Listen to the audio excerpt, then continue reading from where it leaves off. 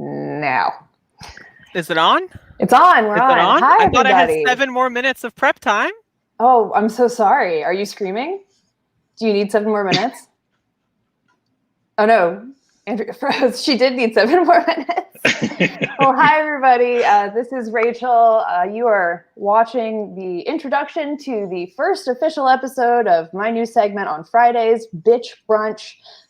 We are going to be using this space to talk about feminism, to talk about gender, to talk about sexuality, to talk about patriarchy, and to sort of talk about the way that we as a society both narrate and control other people's behavior based on these gendered expectations.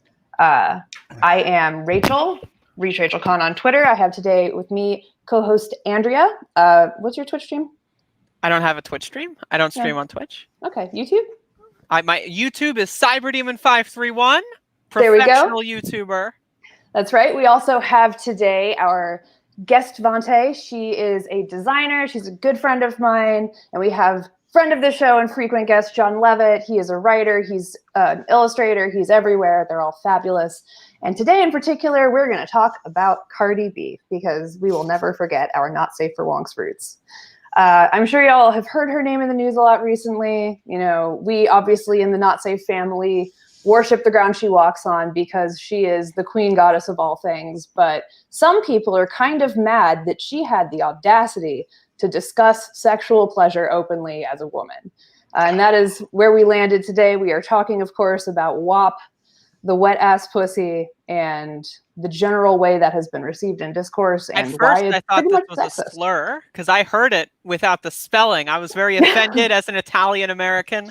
I was extremely upset, and then I found out the real meaning, and I became less upset.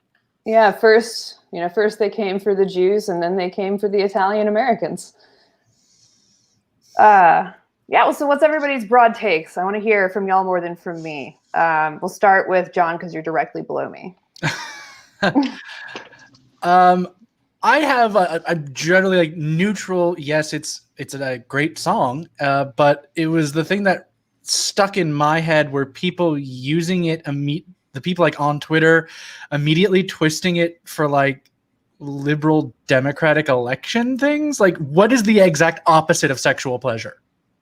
Definitely that. Yeah, absolutely. Anything remotely to do with Nancy Pelosi's clique. Mm-hmm. Yep. Vance, what do you think?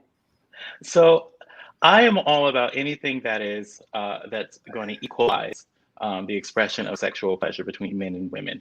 So we've heard what pleases men forever and ever and ever.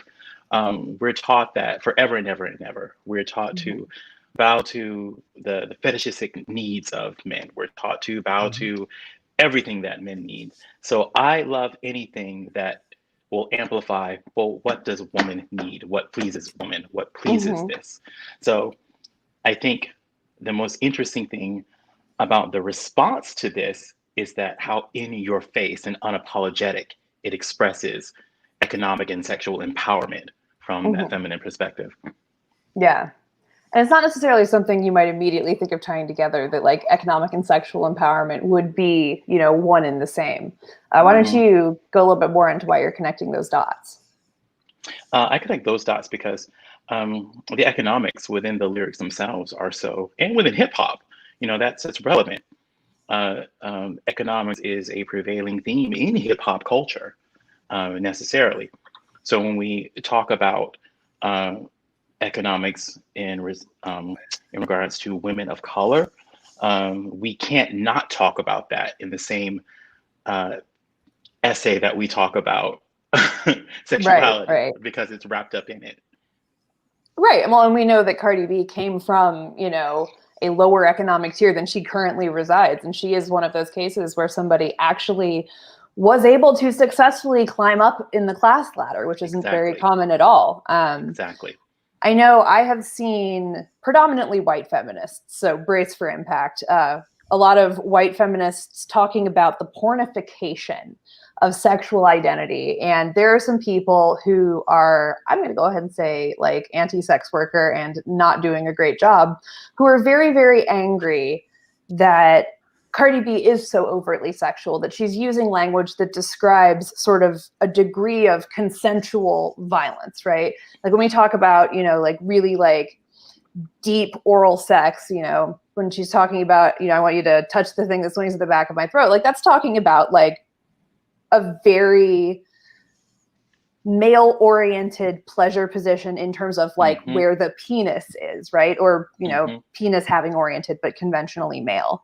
And there's this sort of, I think, expectation among some people that the only reason like somebody might enjoy that is because they've internalized misogyny. I, for one, really chafe at this idea. I don't think that it is wrong or unacceptable to enjoy power exchange, and I think that this idea that women who take control of that kind of sex act, and who say that is something that they want and desire and they claim it in that way, I think they get as much of this pushback just from claiming that kind of sexual dynamic as they do from like possibly perpetuating pornographic type images of sex that some people consider inherently destructive. Yeah. I think at the end of the day, when we're really talking about this power dynamic of sexual roles, this yin, this feminine quality, as being the one that claims sexual power in that play, it's anathema to what we were taught to expect, what we're taught to teach. Right. And you also mentioned earlier this idea that like, women's sexual pleasure is not discussed. And that brought me around to a thing I really wanted to bring up and dunk on. Ben Shapiro recently outed himself as a man who has never made a woman orgasm. He posted on Twitter himself reading the lyrics to this. And among the many ridiculous and unacceptable things he said, he also said that his wife informed him that if a woman's vagina is wet, that indicates a medical condition. To which I said, oh, that makes a lot of sense. So I thought it might be fun for us to sort of watch this and sort of dunk on him a little bit here. I'm going to bring him up and we can sort of... I would like to say that Ben Shapiro shortly afterward was claiming that his wife was supposed to send postcards from Hawaii and that the USPS was always bad because it took 2 months and they still haven't come yet.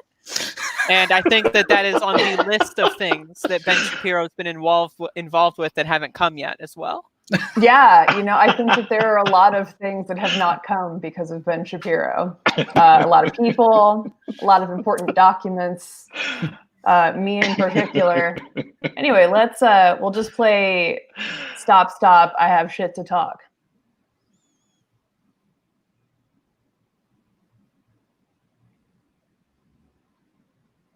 Is this audible on stream? I don't know. Is it? Yeah, I can't hear it. I can't hear it. Oh no. All right. Well, we will dump that one for now. I'll have to go get that video elsewhere. So we will skip out of there. I think we've all heard this before, though. Yes. I do think. He's having a tantrum about it. He's getting increasingly incensed. He is doing his thing. Do you think, serious question, Ben Shapiro can locate a clitoris? I'm going to go starting with Vontae. Not if he had Marauder's map. Okay. Andrea, what do you think? I don't think he knows what that is. I think if he were to describe it, he would describe something else altogether. He would be talking about it, be like, yeah, it's like the one above, and you realize after a while he's actually talking about a belly button, and he just doesn't know the difference. Yeah. John, what do you think? I just want to congratulate Ben Shapiro's wife's personal trainer. Yes. You think, huh? Yeah, I think she's having a good time somewhere else in Hawaii, apparently. Hey, all right. It's a medical condition, so I mean, it's really important, they This invented personal trainers. Yeah, right. Back in the olden days, to cure hysteria, they gave you a personal trainer. Exactly. And suddenly it was all better. We have cool cotton candy water from Andrea as well. Okay. more generally speaking, obviously, Cardi B in particular gets a lot of reactions to this. And I think we would really be remiss if we did not note, like Vontae was saying earlier, the racialized elements of this criticism and of this sort of general, milieu around which this is being discussed. I think, and I will, of course, defer here to people with more experience, but I think that in particular, there is this really sort of grim association, this very grim association between like the sexual behaviors and proclivities of specifically women and Black women that implies this sort of untamed like stereotype, right? So there's this sort of like wild woman image. And I think that a lot of people have been talking about it in ways that really are coming from that place. They're coming from the place of like not understanding that they themselves are already reacting to this in a dehumanizing way from the jump. And I've had some conversations with people where like the more we talked about it, the more I was like, I think maybe you just never talked to a Black person. Like, yep. And I think that there's something there to that, but if everybody else has any thoughts, I want to jump in. Are we talking about like just like the generic white feminist like kind of reaction to it? Yeah, and they're usually swerfy. They're usually sex worker exclusionary, and in particular, they always sort of talk shit about sex workers, and people always talk shit about like really ridiculous things. I've been called regressive because I wear makeup sometimes and that I'm doing harm to women by reinforcing the patriarchy, and just like there are some really radical people out there who want to solve the problem by policing everybody else's behavior. That's fundamentally adaptive. I think that the like somewhat funnier are the conservative women reactions. Like there was this one like failed politician, I forget her name, like Deanne or something, and then like her video clip was her talking about how dare you promote single-fathered children from your basement, like just throwing all of the racist stereotypes and the sexist stereotypes in one ball of just a complete disaster. I thought it was absolutely hilarious. And then like it's just funny that people just have this explosive like kind of meltdown when they see someone that looks different to them in any capacity just enjoy themselves even a little bit. Yeah, right. Hating the success of others extra. How dare you have joy? Right. And I wanted to sort of get like John, Vontae, your thoughts on that dynamic as well. I'm trying to make space for everybody for sure. Vontae, you want to go? So, when it comes to, I'm hyper conscious of when Black bodies, especially Black feminine bodies, are attacked in any kind of sexual manner.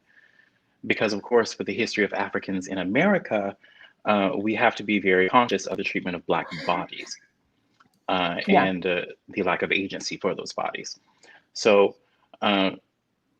this visceral aggression that we see that's in response to WAP, and this empowerment of that of expressing that sexuality, to me, it comes from a place of really wanting to police the sexualization of a woman of color's body. So there, like you touched on earlier, this sort of primal association that we've got with Black women bodies. Well, this is no secret at all, and this is sort of like this taboo need to claim, to colonize, to control, to tame. And when it seems like it can't be controlled or tamed, the instant reaction is aggression instead, especially when capitalism and economics is thrown in the mix. I'd say that sounds pretty spot on. Like it, I want to go ahead. No, you're good. Yeah. I kind of want to expand on what you were saying too. The desire to like tame it, it's a reflexive, almost like fight response that people tend to have.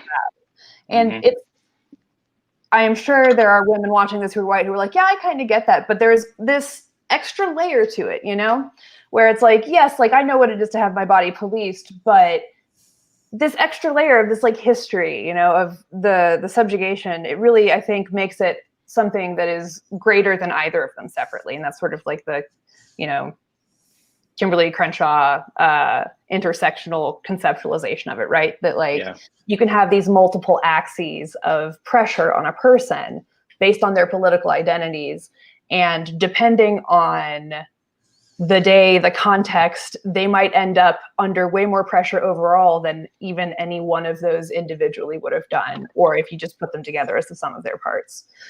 That is a big part of why I really appreciate Cardi B and what she is doing. You know, I think she's being very brave to be so publicly, you know, Black and hood and sexual and like in control of herself and expecting like treatment and power. And I think that's really brave, and I think that's really kind of trailblazing.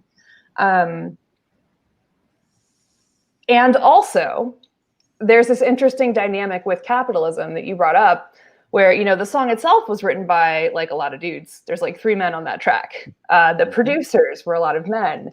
You know, a lot of this money is going actually to men, right? And so to what extent, when you talk about somebody like Cardi B, is she complicit in that, right? Is there a point of critique here as well for, you know, hey, like, it's great that you're portraying this image, but think about the system you're participating in. That's we could spend a hot second unboxing that. yeah. Well, I mean, we got another 45 minutes, so we can really dig in if you want to. Well, I would first start with saying absolutely yes, she is complicit in that. But I would follow that up immediately with saying she's knowingly complicit in that, and follow that up immediately by saying that, girl, get your coins. So right. I can't really knock that again, because she is front and center. This is her career. This is her voice. No one's colonizing her voice. If anything, they're enabling and contributing to her voice. But at the end of the day, this is still her voice. Yeah. So yeah. I don't actually know like how she went from where she like came from to here. Like, does anybody happen to know offhand the Cardi B discovery story? Like how she got found? I'll be honest. This is the only song I've ever listened to her. Like, really? Oh, this is my Cardi first exposure. Great. Yeah. Yeah, you should continue down that rabbit hole. I'm very curious. We'll have to like look that one up and come back later. It didn't occur to me to ask that question before we started the episode when I was like planning it out, but I'll report back and let everybody know. So I'm trying to figure out how to frame this exact question. You know, when we talk about these sort of larger patterns, right, and the sort of ripple effects that these things have, like, who is this really helping? Who's watching this and benefiting from it? Are we talking about the song itself, or like the like the message of the song, right? Like, you know, who's really vibing with this? You know, we talk about sort of marketing and like which markets are the most into this, and like what are people getting out of it? You know, I can say like on my end with white women, there's a lot of like tokenization that I'm seeing of Cardi B. A lot of people who, you know, will hold her up and be like, look, I love Black women. And it's like, no, you love Black woman. You love that one. And when you only like her Blackness because it's her Blackness, that's like still a problem. But at the same time, I think that she's even then still sort of legitimately empowering those women in some ways. And it's such an interesting dynamic to me, you know, this sort of push-pull that I see with white women, white feminists, and especially white liberal feminists, where it's like, you know, we really lionize these traits, but it's in this very sort of like self-directed way. Like, look at me, look at how like woke I am, look at how like generous I'm being or whatever. And it's not great. How would you say y'all are receiving it in your respective demographics? Because I know like John, you're a gay guy and white guy, and I'm curious, you know, what's going on in your world. Vante, what's going on in your world? Andrea, I guess this is like the one you know about. So John, why don't you go first? You haven't talked in a bit. Oh yeah. Because I in a family that's mostly educators, like the last 2 weeks have been really crazy. So I haven't been able to like source the reaction other than white gay guys like Cardi B. And yeah, aside from the social stuff, I kind of wanted to mention something in the economic aspect, is that There is a very good book on this subject called Why Women Have Better Sex Under Socialism. Okay. By Kirsten Gaudy, and it's all about arguments for economic independence creating social and sexual independence. And I think the biggest confirmation of that was, Roosh V, the horrible rapist? I've heard of them, yeah. Yeah, he's like misogynist, like professionally anti-woman. He writes these tour guides about how to have sex with women in third world countries. Mm-hmm. Oh, God. And it's not picking up sex workers. It's tricking women into sex or like making them desperate. God, that's... And he infamously wrote a guide to Finland called Don't Bang Finland because the women there are too equal and they're impossible to coerce into sex. Well, not impossible. It's a lot harder than Slovenia. Yeah, I mean, I've definitely... The idea of just having like a ranked list is just like, that's psychopathic enough. Uh-huh. Mm-hmm. Yeah, he's yeah. And it's really amazing how many of the tips that you see from like pickup artists really boil down to psychological abuse. Like, I can always spot it the second somebody starts talking to me where they're using like pickup artist strategies because it's like baby food manipulation, right? Like if you're like, you really don't understand how other people work, I guess it could be pretty mystifying. But if you have like a general sense of how people work even a little bit, it's like you can immediately tell they're just trying to force you into something you don't want to do. I remember a couple days or weeks ago, I got, a random inbox message from the many, many men who send me inbox messages for no reason. And this one in particular, his first question was like some rude thing that was inappropriate. And I was like, that's really inappropriate. And he responded, well, do you have a husband? And I was like, why? And he said, well, it's dangerous if you live alone. People just want to take advantage of you. And I was like, nah, dude, you just want to take advantage of me. That's real fucked up. And there's this sort of like projection element to it, like they try to tell you to look out for men that they themselves actually are. Exactly. Yeah. And the sort of sense of like there's protection and ownership. You see that a lot, especially with people from conservative families. If a woman gets married, her parents finally like get out of her business, right? And it's like a thing I hear about all the time. Like, yeah, it wasn't really until I got married to this man that my parents like respected me as an adult. It's like, because you belong to a man now, so you're good. You're ready to go. You have somebody to like tell you what to do. And I can see sort of the through line you're drawing there, John. With Cardi B sort of breaking the rules by having real money, having real independence, and having, actual agency when that's like not really something that she's supposed to be able to have. I mean, like supposed to be able to have by, the patriarchy standards. What you got, Vontae? That. Yeah, all that. all of that. There's a lot of thoughts that go in my mind when we start about this. I could really spend all day, just a hot second, just unboxing this. But again, to me it is just this. John hit it on. I wrote this hierarchy of power where there's sexual pleasure from a male perspective is directly tied to someone else's disempowerment. Like it's someone else that has to be on the bottom. There's someone else who has to be penetrated. There's someone else who has to be all of that beneath, be dominated. It's all tied up in that. And so when we see that someone else they may still be being penetrated, but that power isn't there. Well, now we've upset the universe. Everything crumbles. And what we've seen, you can set your watch to it. Any time that world crumbles around these people, aggression is the automatic response. It's violent. It is suddenly everything that has been already amplified, exhibited, manifested in a sexual realm. Now it's in a different realm, but it's that same pattern. Right, that sort of cognitive dissonance of it. I'd love to try to tie this into being trans as well. Like there's always like, I get a lot of people that it's like, oh, send me pictures of whatever. And it's like, yeah, I don't have that part of my body. I like, it's like, that doesn't exist on my body. And they're like, well, I didn't like you anyway. You're ugly. And it's like the idea to them where it's like, if they can't utilize a certain bits of flesh connected to another person, that all of a sudden that person is useless. Like, okay, you might have at that point could have been friends, or, you know, you could have had some other sort of like, you know, interpersonal relationship. Or like, even then, if you would have gone outside of your comfort zone, oh, maybe we can have a romantic relationship that's not, you know, that you're not used to. But to them, it's just like so horrifying to go any little bit outside of like their norm, outside of like the things that they're used to and the things that they're trained for. And it's just really bizarre. Like, it's just like, and then you also get the people like where you ignore them, or like you just kind of say like no, and then they just get mad anyway. It's like, well, yeah, well, you're a bitch, and it's like, that's correct, that's not wrong. Got a problem?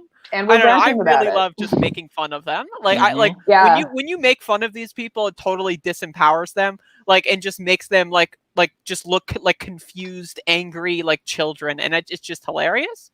Yeah, well, and I think you're describing a really important facet of like patriarchy, and like not masculinity generally, but toxic masculinity in particular is extremely fragile and brittle. It can break just like with easily. one feather. It can just snap, and it's just like, wow, okay. Yeah. There's this element to it that's almost like the Emperor's New Clothes, you know, like men are naked actually, and they have like, you know, none of these like traumas or strengths associated with pushing through those traumas that, you know, happen sort of to the rest of us. And I mean, straight men in particular. And then you have this like challenge to that. And because they really haven't faced that many challenges, it's like they just melt, like, and they can't really maintain that sort of calm, contemplative space for these conversations. And obviously not all men, right? Like I know men who are not like this. I mean, John, you're right there. You're not currently doing this. You know, Brandon doesn't usually do this. Our token cis het, he's on the pod. And yet, like, it's this very common thing. And so I guess my questions are, you know, obviously Cardi B is doing a really good job of presenting a different image, but how do we, you know, in our day-to-day in the community, put that towards something useful? You know, how can we make sexual ownership something that's like more normalized? And I think one example I'm thinking of for this is like RuPaul's Drag Race, right? And RuPaul has some issues around trans people and can be problematic. But when we talk about sort of, fracking. Yes, RuPaul can be problematic. But, you know, when RuPaul was first rising and sort of throughout the time since then, like he has really done a lot to make like Black drag culture visible and accepted, or to like make, in some ways, like certain narrow kinds of trans people more accepted. Like I think about like Laverne Cox, who's amazing, and she fits that very sort of standard mold of like a trans woman who really performs femininity, you know, very conventionally. And I mean, obviously she's a trans woman, she still gets shit for being trans, but there's like this nascent place for her and for women like her that's starting to sort of develop in media and in pop culture and in collective consciousness. And I think that there's something to be said for like the contributions there, right? That RuPaul sort of by loudly being very queer in a way helped kind of a lot more of us than, you know, just specifically Black drag queens. That being said, the other side of that, of course, is, you know, that visibility can also create problems with appropriation. But I don't want to talk the whole time, so y'all tell me what you think. You can just, whoever wants to say something, go first. Well, I think that the one of the things that goes back to like the toxic masculinity is that like a lot of people are raised in a certain way with certain expectations, and they're and they're never like really outside of their comfort zone. And so when you have these popular television programs or music artists do things, that could be like the first time someone is ever like exposed to this kind of idea. It's like, oh, well, maybe women can enjoy sex in a way that I never even thought of or never considered because I'm just, been raised to be a garbage person. So I think the thing with media that's important is it doesn't really require interpersonal reactions. And interaction doesn't require anyone being a teacher. Like I hate in the fact that like I'm trans, right? So like I get so many people where it's like, well, I've never talked to a trans person. I feel like I have to educate them. And that's just tiring. It's boring, and I want to help people. I don't want to just brush them off because like that can get messy. But I like when there's this media out there that kind of can explain things and kind of expose people to different cultures and ideas in a fun, in a way that draws people in, and in a way that like they can actually come out of learning from. And like that's a good thing, especially again like with the media and stuff, and how like you don't need to bog someone else's day down. You can just watch a television show, listen to an album, and you have a better understanding of something. Yeah, I forget which one of our guests on Not Safe said this, but it was one of our guests at one point said, because she is a woman of color, she has this extra pressure to like perform perfectly because she doesn't ever get to just represent herself. She's always representing the whole everybody. Absolutely. And Vontae, I see you like enthusiastically agreeing. I will let you take the reins here because I feel like you probably have some really great insights. Well, yes. So one of the things about being a person of color and a non-binary person of color that you experience very early on is these hegemonic forces in our lives that always telling us who we are, who we have to be. And we have to spend all of our lives untangling other people's voices from our own. And unfortunately, we have to it is a lifetime's worth of work to do that.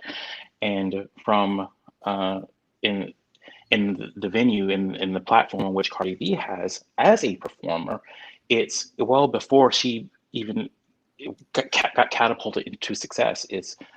She's got to perform for so many different people. She's got to perform for her Black community, gay community, from capitalist consumerism community, whatever. She's got to perform for so many different people to be marketable.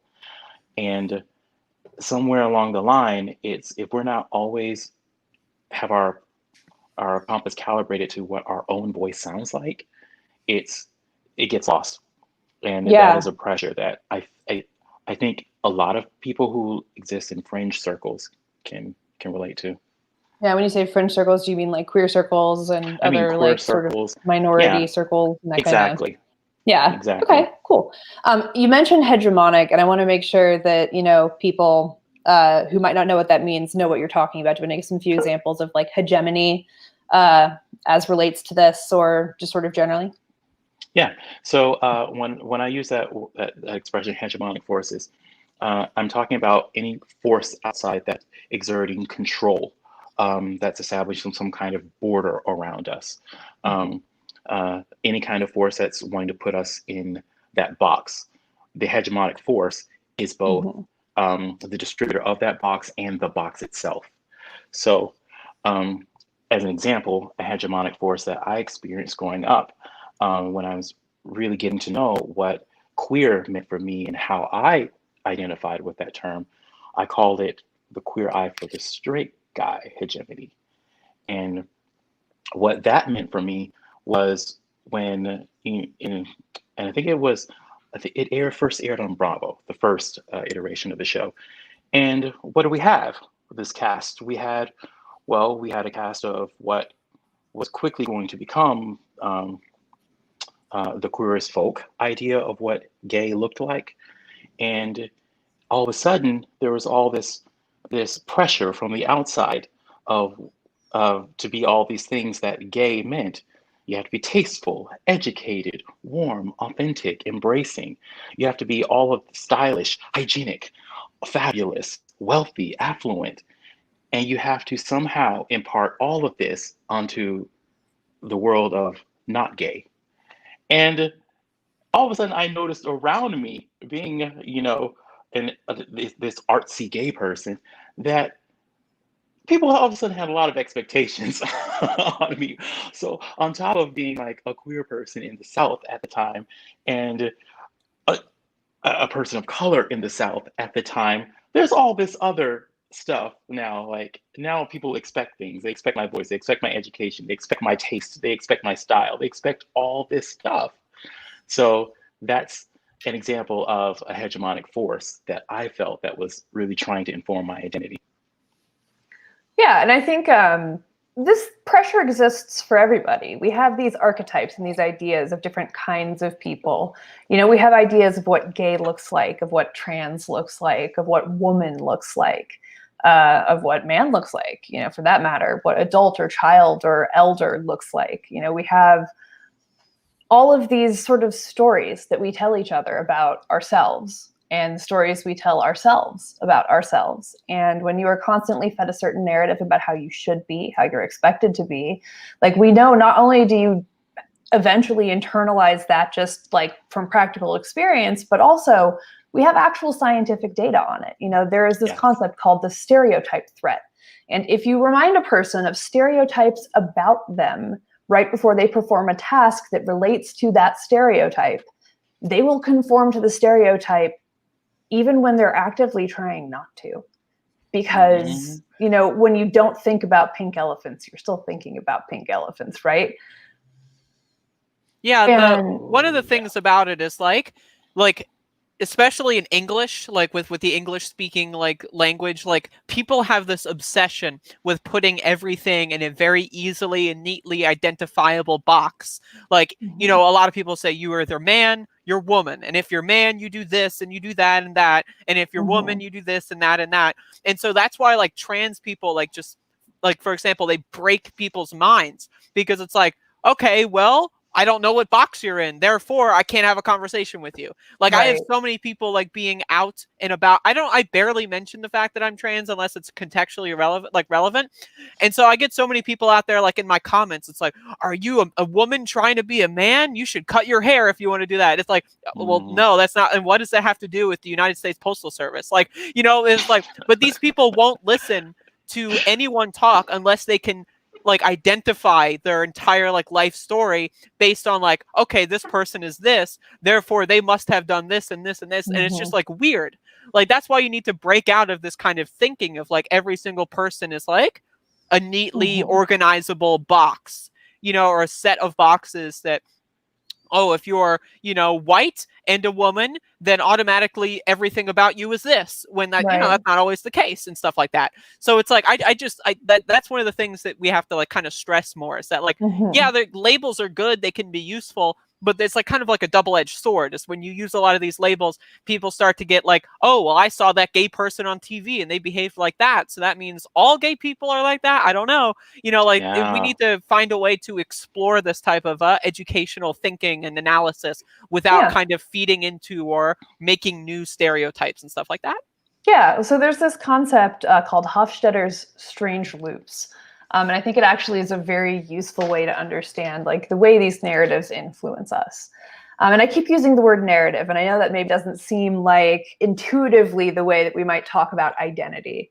But when we talk about the way human beings actually interact with the world beyond immediate like sensory interaction and even influencing immediate sensory reaction, we have scripts in our head. We have these stories for how things work, including ourselves, right? We have stories about how we work. And a huge part of our maturation is learning how to articulate and be mindful of the ways that we work. And when there's a conflict between the truth of who you are and the story people are telling about you, it becomes very, very difficult, to find yourself, to find others, to figure out where you fit, and I think so much of it is about us not telling these other people's stories, right? About not sharing who we are with people authentically in massive ways that sort of extend beyond, immediate interactions. And I think in that capacity, somebody like Cardi B is doing a great job, because she is showing up for politics. She is showing her intelligence and her capacity and her compassion and her power in all of these really creative and interesting ways, defying people's expectations, right? The fact that she's interviewing like Joe Biden and that she's asking him really tough questions, she is showing people up front, like, yeah, like this person that I embody, this image that you have, the story you're telling about me also has to include this now. Mm-hmm. And I think in that capacity, that's like really awesome, actually. I also wanted to bring up the Hofstadter Strange Loops happens because when we start learning these stories, these alternate stories about ourselves or about other people, we become able to change our own behavior and change the way we react to things in the most immediate sense, and change the way that we respond to things just by learning these stories. And I think that's a huge part of why things that are taboo, right? Because like we don't want to share these stories if we don't want to encourage these things from happening. And I think that, breaking those taboos is really powerful and really important. And I think that was everything I had. So, yeah. Well said. That's wonderful. Mm-hmm. Neuroscience is cool, and I'm nerdy, and I think about these things a lot. I think that the narrative structure of cognition and of identity is very useful beyond just like, feminism or queer theory or political identity, right? Like the way we conceive of ourselves as such is a story, and we can change it, but only if we really actively like envision what that change looks like. Mm-hmm. And who that person we will become looks like. And frankly, if Cardi B getting real famous for, both having a wet ass pussy and also interviewing serious presidential candidates, good. And one, good. And two, Cardi B, take me with you. I would like to join this train of slutty women whose intelligence is actually respected. And that's definitely a big part of why I do this, so I really look up to her in that capacity as a person who is also very slutty and very slutty on purpose. Love it. Mm-hmm. It's fine. Like, I like it. I like being slutty. I like having sex. I mean, I think it's most not people, bad. Yeah, if we're honest. But have you ever won a debate? Yes. It does feel better than sex. I'm not gonna lie. When you get that, true. Like when you get that point in on somebody where even they have to be like, all right, you know what, you win. It's like, yes. When you drive someone to the point of rage quitting, that's satisfying. Yeah, it's pretty fun. It could be a good time to internet fight, which is why I'm like this. Probably. Well, yeah, I do think perhaps Ben Shapiro, to tie it back together, had that happen once in his life, and he's been chasing that high ever since. I think maybe a lot of conservatives are up there doing that, or they're just grifters. I think a lot about like, if this doesn't work out, I could definitely be a right-wing grifter. Like, easy. It'd be so easy to be a right-wing grifter. That's the thing, like, with being a right-wing grifter is like, there's almost no qualifications, because anything you've said before, you can just say, oh, well, I left the left, and there you go. It's done. Yeah, you can say, I saw the light. Yeah, they love the left guy, gal. Yeah, they do. Maybe I'll do it, like, just as like a fake thing. Like, I can even say it right now on camera that I'm going to do it as a fake thing, and I'll be like, no, really. I'm planning on it when Trump I know I said re-election. That, but please believe me. Yeah, I'm just going to do it. I'm going to be like, all right. I mean, maybe I'll do it like a week. We'll see how it goes. You may like take code switching to a whole new level. Wasn't there that girl on Twitter who claimed like she was a black Trump-loving conservative whose parents kicked her out of their home for loving Trump, and it turned out to be a gigantic scam? Yes, that is the best possible grift. I love her. Amazing hustle. If you're watching this, if you ever watch this, come on the show. Like, I want to talk to you about grifting them, because that was a choice. It's so low effort too. I love it. Right? Like, I had another thought. Oh, go ahead. No. I had another thought. It's sort of like an internal observation. Like, even as we're talking about WAP, and we're talking about like gender and gender identity and the way it's enforced, and sort of how transphobia weaves through that and everything, I've noticed like it's so hard to have these conversations and talk about these like expected genders while simultaneously holding space for gender nonconformity. Like, even earlier, like, I was saying, like, you know, it's about male power, it's about the penis. It's like, well, like, is the penis inherently male? Like, no, not really, no. And so I thought it would be fun to sort of come back and talk about, like, you know, what is gender and how do we tell the story of gender, you know? And so I mean, I think men have ruined the penis haver game. I think we have to deal with so much because of where they've just fucked everything up. I think it's ridiculous. You know, as a penis user, I think it's pretty fun, but I don't want to use it for all these specific things. I want to use it for something fun and interesting. And I want to think outside the box, you know, but everyone's like, well, you got to do this. And I'm like, well, maybe I will, but I'll do this too. You know, I don't know. But it's just, I like the idea of, like, I don't know, like, you know, penetrative sex. Like, someone has to be in charge of something. I don't know. That's just weird. I've never had sex that way. It's strange. I don't know. The idea of, like, one person taking complete control. I don't know. Maybe if I'm really tired, but, like, outside of that, I mean, it's more fun to, like, switch it up. As male presenting dude, I think I can say this, but I was once talking to she worked with children, but she wasn't a child psychiatrist. And she said she's been able to she thinks she's identified why men are like that. And she was talking, like, specifically about, like, Midwestern Anglo-American men. And she said, in this culture, because of toxic masculinity and not discussing emotions, men kind of stop developing socially at age 13. Yeah. Because they don't have, unlike like the really complicated female friendships, like in teenhood and whatnot, you have to organize, like, how to monitor and administer to other people's feelings and their desires, to tell whether or not you're being controlled or whether or not you actually want to do something. So teenage girls have these really intense female friendships, typically. Yes, they're very dramatic sometimes. Yeah, and they teach you how to deal with other people emotionally, and men typically don't do that until they hit middle age. So they come crashing into, like, age 35 with a 13-year-old's toolbox. And that, like, suddenly a lot of guys made more sense to me. That makes so much sense. Yeah. What happens then? Why is it then that happens? Well, because they don't have a choice at that point. What takes the choice away, though? The lack of a mother. Well, I was going to say the death is suddenly, like, a real thing now.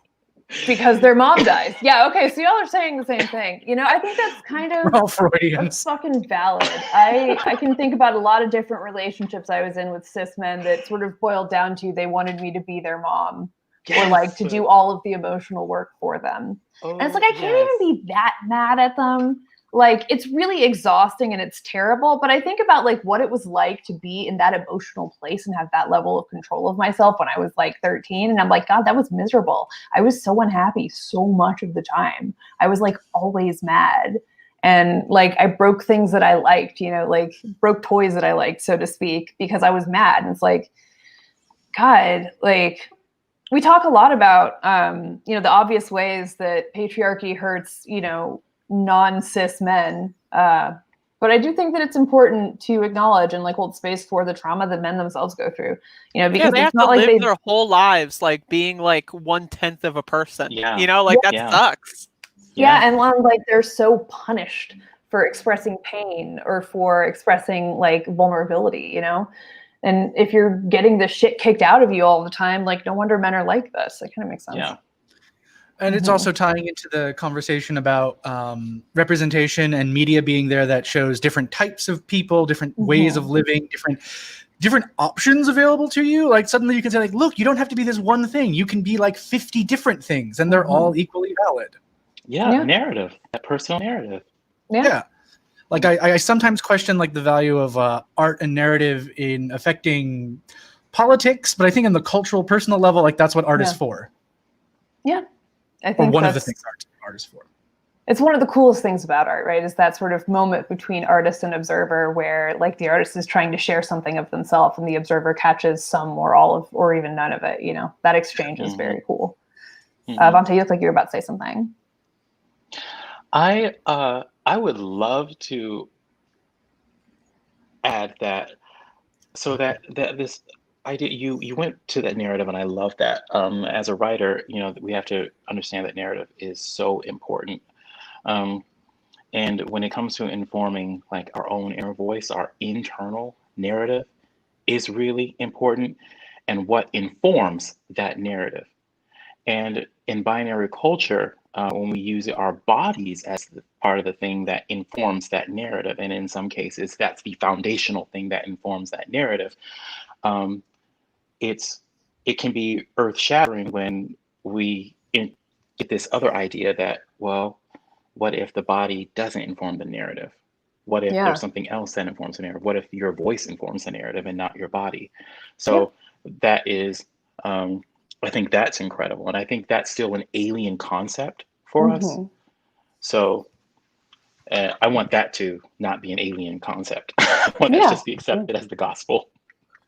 Yeah, there's an episode of Star Trek, the name of which I forget, where like Picard ends up on this planet with this guy whose culture only communicates in like direct references to things that have happened, and like they don't have like any kind of like descriptive like noun type things. They just have names and actions, or they don't have like the verbs as much or whatever, you know what I mean? They don't have these like abstracted ideas of things. They're just like directly tying into experiences. And I think about how like that itself is a reflection of the way we interact with things and how much of a barrier culture itself can be, right? Because when we think about interacting with a person from a different culture, the same word can mean a very different thing, right? Like if I say like, God, you're so fucking stupid, or if I say, you stupid, like those are two completely different things. They mean completely different things. But if you've never met a Black person and you're a white person, you're not going to know that like, you stupid. Just like, it's a very affectionate thing. It's like, you're being so silly. I think you're cute and funny. And it's like, you could be real insulted. Like, why'd you call me stupid? And I think about like how much, that sort of common ground can be like taken for granted. And so I think that's another way that really presenting yourself in the media, being authentic in the media can be really powerful, because I know there are people who like their primary exposure to AAVE is through like rap lyrics, and I think that if a song encourages them to go read, go research and try to learn about like this phrase or, this word, there is so much to be said for the definition of a word and the amount of culture that we, exchange just by defining something like that. So I hope they do. I hope that's an effect that happens and that people, by engaging with Cardi B, really do broaden their sort of perspectives there. And generally, it's not just her, but that's what we're talking about today. I also we gotta ride the news train 2 weeks later. Gotta make sure we get the clicks. Yeah. Well, it's a good initial one because it's our first episode and we're the Cardi B podcast. So, we have I gotta go back and watch the rest of or listen to the discography. You do, yeah. There's a long and storied history of our love of Cardi B. We're inherently pro. So the last thing I want to talk about was just BDSM, actually, and sort of bringing the sexuality element of it that's sort of broader. Because obviously a lot of the lyrics in this song are very graphic, but also they imply a certain kind of sexual violence. And especially given the way we talk about sexual violence, generally, the assumption when you hear that phrase is that it's not consensual. And it is very, very, very, very possible for that to actually be consensual. Some people really like to give up power and get something out of that. And I don't know to what extent y'all have kink experience, but if you do, I'd love to hear about it. Because, we got like 5 minutes left. Let's talk about, sex stuff. Why not? I'm pretty basic, unfortunately. Yeah. I hate to say it. I'm so sorry. I feel out of touch, out of place. It's cool though.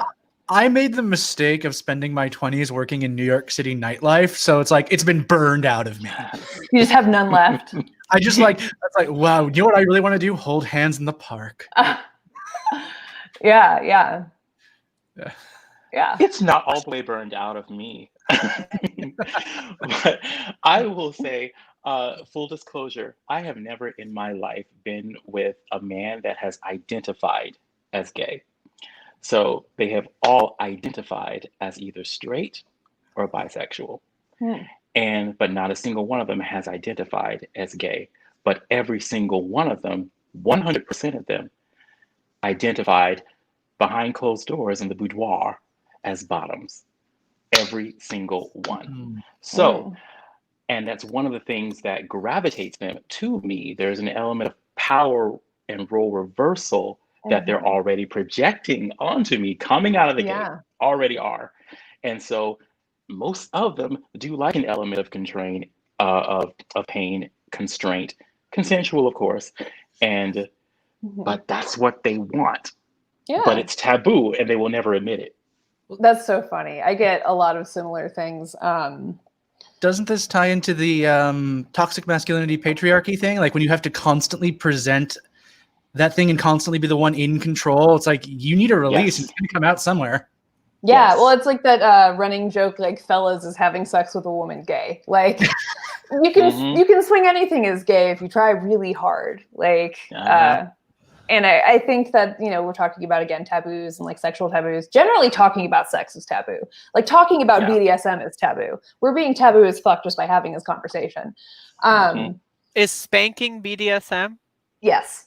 Okay, I reversed my original statement. All right. Technically, spanking is a form of impact play.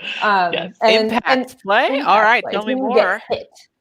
I love you can get hit with things other than a hand, as it turns out. There are many options. I encourage you to Google it and explore your sexual boundaries. Flesh-to-flesh contact. I don't want any apparati or apparatuses. I don't know what the plural is. I'm sorry, I'm dumb. I think they're actually both okay, but I'm not 100% sure. My Back on top? Right now. You sound fancy. So part of what I wanted to bring up with the lyrics from WAP in particular being, from a submissive perspective is people who have done BDSM for a long time frequently sort of ascribe to this idea that the bottom is the one who's in control. And that is because BDSM, healthy BDSM, appropriate BDSM is so consent focused.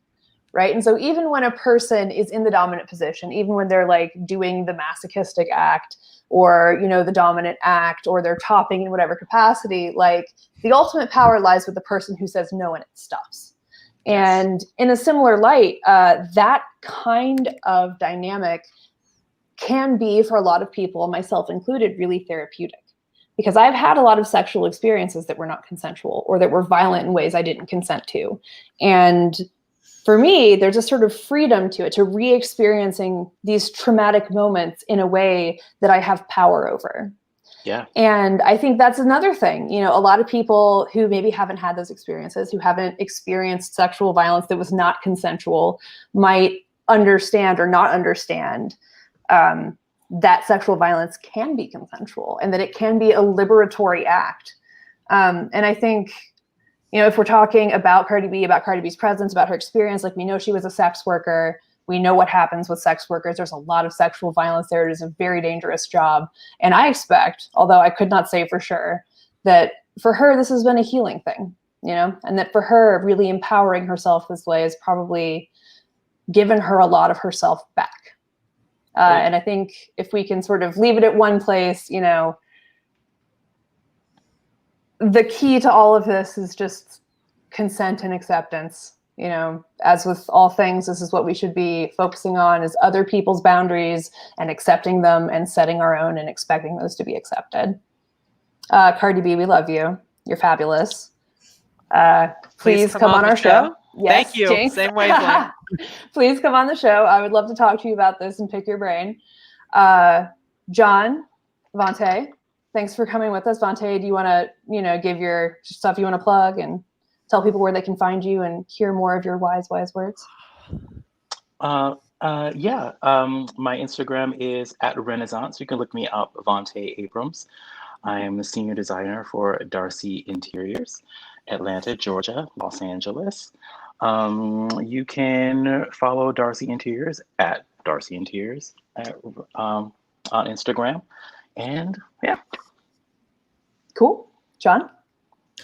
Yeah, I'm inside like everybody else who is not a frontline worker.